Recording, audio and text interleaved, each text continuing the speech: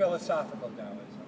Philosophical Taoism basically says, hey, forget about everything Confucius says, go out in the park, get away from all your attachments, and find yourself.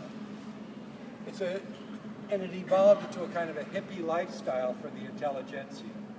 They would sit around, have wine parties, fall out of their boat into the water, but it also developed painting and a whole aesthetic. And the other type of Taoism became a religious Taoism. Well, so here's an article. This is a very interesting magazine, The Empty Vessel. If you're interested in Taoism, you can get a lot of good articles out of here. This is a woman who was a Catholic. She loved the ritual of the Catholicism, but decided to become a Taoist priest. I really don't see much difference between Taoism religion and Catholicism.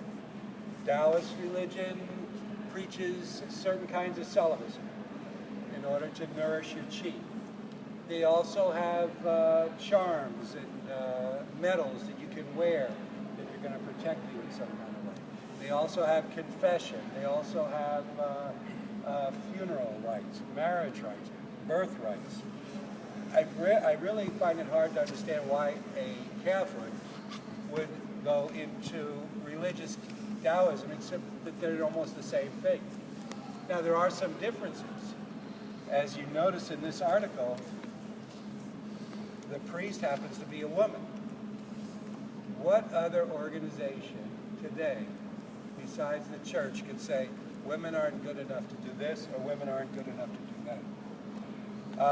So in that respect, I think Taoism is much more balanced. It gives women their proper due. If you look at religion, whether it's Catholicism, Islam, Buddhism, or any religion, they always put women on a lower plane. But the Tao Te Ching says, know the masculine, but stay to the feminine. And you guys talked about Wu Wei. Wu Wei is a concept that, and you watched the Bruce Lee movie the other day? Which movie was that? We saw some clips. Oh. Well, I remember Enter the Dragon, he's on the boat, and the one Australian guy is pushing everybody around, and Bruce Lee stops him, and the guy wants to fight. He says, okay, so let's go over to that island. So let's do it. So they got a rowboat, and the guy goes down to the rowboat, and then Bruce gives the rope to the kids, and then he just let them go.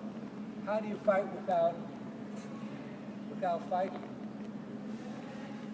There is no way to guarantee that you're going to win every fight. But there is a way to guarantee that you're not going to lose a single fight. How's that? Don't fight. Don't fight. All right? This book was written during a time of warfare where there were like, instead of have civil war where there were two armies against each other, there were like 3 or 4 armies against each other. And every time you plant the harvest, the army would come walking through and take all your food and destroy your land. And you plant it again, and then they come back again. And one of the things you could do is you could stand up and say, that's wrong. That's the end of you. The other one is just kind of stay in the shadows. And that's Taoism. Taoism really believed that the most important thing was to have a long life. And the ultimate goal for a long life in all Chinese philosophy is one thing and one thing only: self-cultivation. Trying to be the best person you can be in your short lifetime.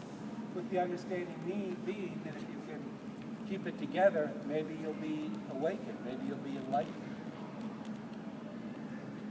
Now, the other interesting thing, which I think you guys have already touched on, is you could be a Buddhist and a Taoist and a Confucian and a Catholic all at the same time. In the Chinese way, there is no just one way. If there's one way, there are 10,000. And you take the best of each. Buddhism teaches us to detach from our attachments. Taoism does too. Taoism recommends that they say the 5 colors blind the eye, the 5 tones deafen the ear.